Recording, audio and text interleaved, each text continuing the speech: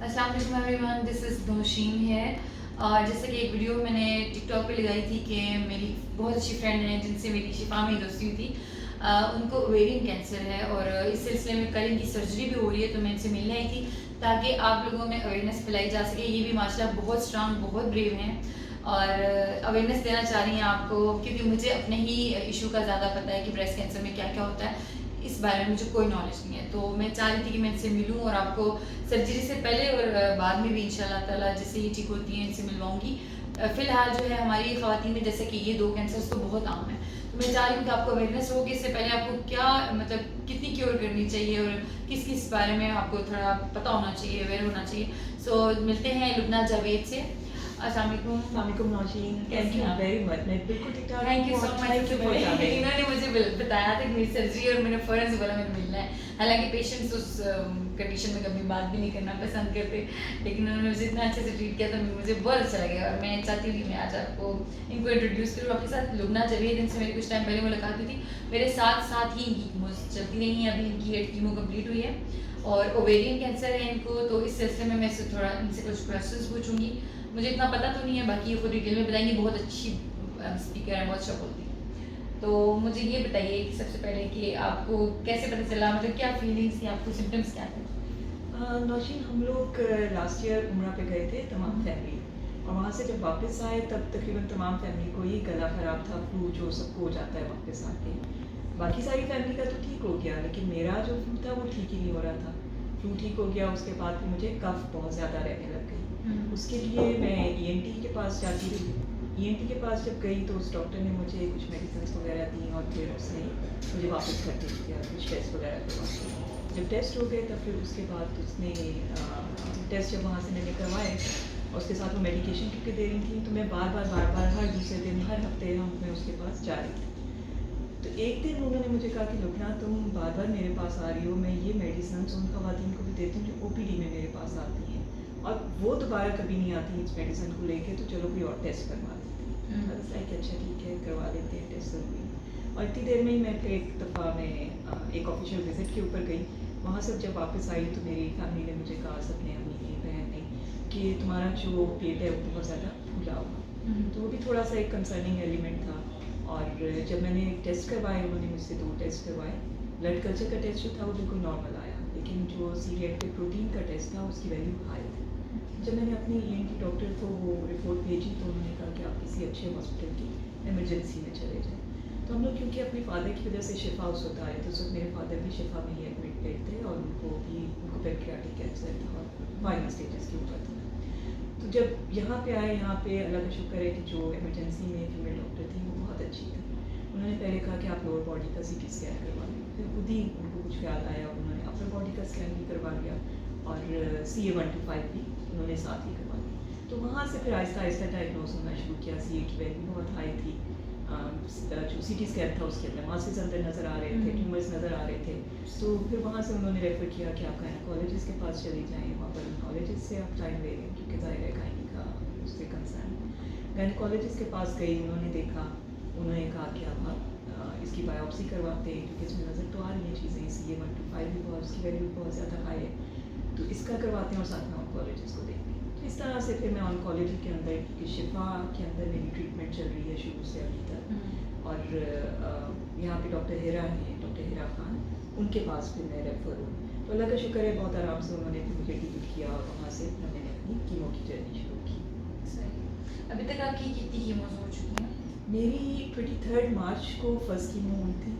सब लोग अपने घरों में थे और मैं यहाँ पे लेट कर कीमो सेंटर के अंदर अपनी परेड देख रही थी और साथ में वो कीमो चल रही थी। और लास्ट कीमो जो है मेरी अभी 19 अगस्त को कंप्लीट हुई है।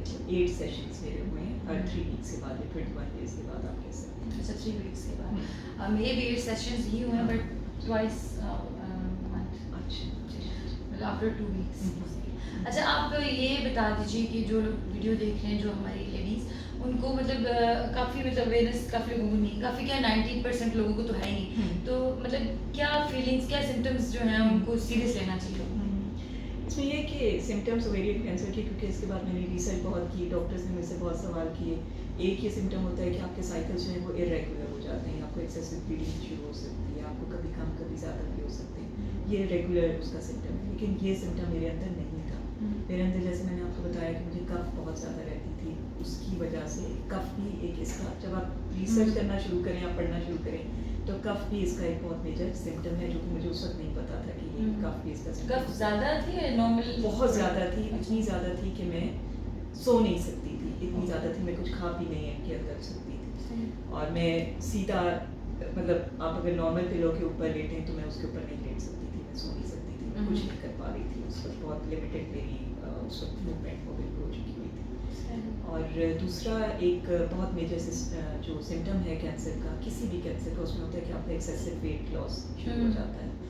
वो उस वक्त, क्योंकि मैं बहुत ज़्यादा डाइट कॉन्शियस भी थी, मैं कभी डाइट कुछ करती थी, कभी कीटो भी की, दूसरी डाइट्स भी करती थी, अपनी डाइट कंट्रोल भी करती थी, एक्सरसाइज भी करती थी, तो मुझे लगा कि शायद उसकी समझ वजह नहीं से आया। वो समझ नहीं आया, क्योंकि साथ साथ बॉडी में पेट में स्वेलिंग भी हो रही थी, तो वो समझ नहीं आया कि वेट लॉस भी हो रहा है। तो मेजर यही कफ की वजह से मेरा डायग्नोज हुआ, लेकिन ये बाकी भी इसके सिम्टम्स हैं जिसको खवातीन को ख्याल रखना चाहिए कि ये अगर सिम्टम हो और बॉडी में कुछ भी कहीं पे भी उनको चेंज नज़र आए, किसी भी सिस्टम के अंदर किसी भी तरह की चेंज जो कि रेगुलर चीज़ नहीं है हमारे साथ, और वो आपकी 3 से 4 दिन मैं कहूँगी या अगर 1 हफ्ते में वो ठीक नहीं हो रही है, जो रेगुलर चीज़ नहीं है आपके साथ, तो ज़रूर किसी डॉक्टर के पास जाएँ और डरें नहीं इस चीज़ से, क्योंकि इसका नाम ऐसा है कैंसर का कि लोग डर जाते हैं, वो एक्सेप्ट ही नहीं कर पाते कि हमें साथ भी ये हो सकता है। तो एक्सेप्टेबिलिटी बहुत ज़रूरी है, तभी आप जब तक एक्सेप्ट नहीं करेंगे, आप खुद को काम डाउन नहीं कर सकेंगे, आप एक्सेप्ट नहीं कर सकेंगे कि आगे आपके साथ कीमो, जो कि बहुत ज़्यादा सिवियर किस्म की एक मेडिसिन है, ट्रीटमेंट है इसकी, वो किस तरह से आप करेंगे, फिर सर्जरी से रिलेटेड है वो सारा, तो एक्सेप्टेंस बहुत ज़्यादा ज़रूरी है सारी चीज़ की। वैसे भी हम लोग को मतलब खांसी जुकाम बुखार होता है, डेंगू मुझे हुआ था, तो वैसे ही ये भी एक बीमारी ही है। हाँ, ये थोड़ी ख़तरनाक कह सकते हैं, लेकिन ख़तरनाक इन सेंस इससे लड़ा जा सकता है, ये नहीं कि कैंसर हुआ तो आप मर जाएंगे, ऐसा कुछ भी नहीं है। हम डर जाते हैं, मैं भी बहुत डर गई थी, लेकिन अब आप हमें लाइव देख सकते हैं कि हम दोनों अभी तो सेम से भी हैं कि 8 कीमो मेरी भी हो चुकी है अल्हम्दुलिल्लाह, और अभी सर्जरी होने ही वाली है, तो आप लुबना को भी देख सकते हैं कि वो बिल्कुल काम है। इसी तरह होना चाहिए, लड़कियां भी बहादुर हैं हमारा, हम लोग क्यों सोचते हैं कि सिर्फ मर्द ही बहादुर हैं। खैर, अभी आप क्या फील कर रही हैं सर्जरी से पहले? ये बता दें। मैं सर्जरी से पहले somehow बहुत ज़्यादा आराम में, मतलब मुझे वो स्ट्रेस अभी तक नहीं शुरू हुई सर्जरी वाली, के सर्जरी होनी, हालांकि मेरी आज तक कोई सर्जरी हुई नहीं है। अच्छा। तो कल भी मैं यही डॉक्टर के साथ बात करी थी कि मेरी सर्जरी अभी तक नहीं हुई है, या उन्होंने जब ECG करना था, मैं कह रही थी कि मेरी तो कोई सर्जरी नहीं हुई, मैंने कभी ECG नहीं करवाया है, तो मुझे नहीं पता किस तरह से होगा। और तो बस इंशाल्लाह आपकी दुआएं हैं, घर वालों की, फैमिली की, फ्रेंड्स की दुआएं हैं, आपके जो व्यूअर्स हैं उनकी सबके साथ दुआएं हैं। बल्कि सब ने कमेंट्स में इनके लिए स्पेशली दुआ करनी है, जैसे मेरे लिए करते हैं, क्योंकि दुआ में बड़ी ताकत होती है। बिल्कुल बिल्कुल। एक चीज़ माशी मैं ज़रूर कहना चाहूँगी कि लोग कीमो के नाम से बहुत डरते हैं, कीमो से डरने की ज़रूरत नहीं है, ये एक रेगुलर IV के थ्रू आपको लग जाती है, थोड़ा सा टाइम हमें हॉस्पिटल में गुजारना उस दिन पड़ता है, लेकिन बहुत आराम से हो जाती है। कीमो के नाम, कैंसर एक तो इतना खतरनाक नाम है कि कीमो का नाम जब आता है तो उससे और डर जाते हैं, और फिर सर्जरी का आता है तो फिर और ज़्यादा डर जाते हैं। इन चीज़ों से डरने की ज़रूरत नहीं है, इनको एक्सेप्ट करें और इनको एक्सेप्ट करके चलें कि ये चीज़ें होनी है, हमने करनी है, तभी वो स्ट्रेंथ आती है। Exactly, तभी हम ठीक भी होंगे ना, ऐसे तो हम लोग अगर डरते रहेंगे तो हमने आखिर फिर मर ही जाना। बिल्कुल। खैर, आज सुबह की सर्जरी है इंशाअल्लाह 4.5 आवर्स की, मेरी तो 12 घंटों की होने जा रही है, तो मुझे और स्ट्रेंथ भी मिली है। मैं बेसिकली मिलने इसलिए आई थी कि